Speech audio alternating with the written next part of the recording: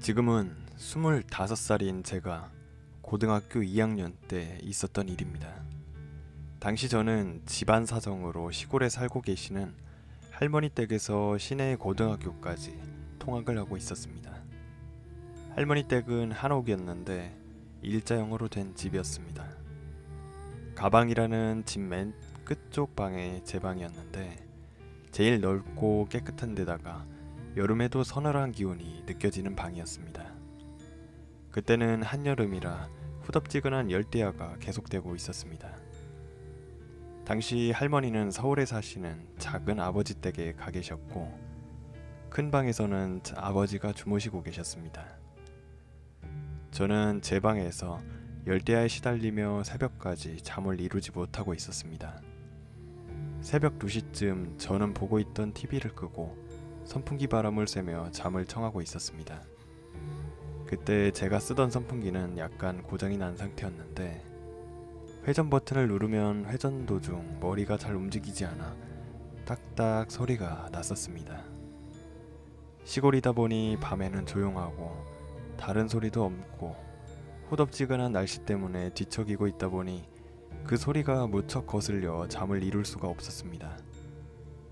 그렇게 한 3분 정도 지났을까요?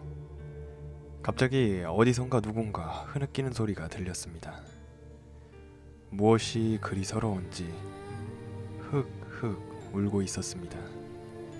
처음에는 이게 무슨 소리인가 싶어 귀를 기울이고 있었지만 곧 정신이 번쩍 들었습니다. 누워있다가 벌떡 일어나 귀를 세우고 집중했습니다.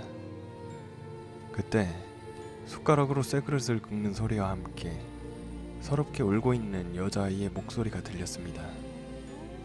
배고파요. 밥 좀 주세요. 네? 배고파요. 밥 좀 주세요. 네? 그 소리를 듣는 순간 온몸의 털이 쫙 곤두섰습니다. 당시 저는 잠에 취해 있거나 반쯤 잠든 것도 아니었고 멀쩡한 정신으로 일어나 있었습니다. 집에서는 개를 15마리 정도 기르고 있었는데 제 방에서 3m 근처에 개집이 있었습니다. 그날따라 우리 집 개들은 아무것도 들리지 않는 듯 조용히 있고 제 귀에는 그 소리가 계속 들려왔습니다. 소리는 벽 쪽에서 들렸는데 형체도 없이 계속 소리만 들려오니 정말 미칠 것 같았습니다.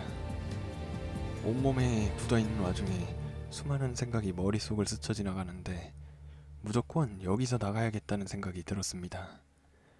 베개를 품에 안고 나갈 기회만 엿보다 선풍기를 끈 뒤 마루로 뛰쳐나가 아버지가 주무시던 큰 방으로 뛰어들어갔습니다.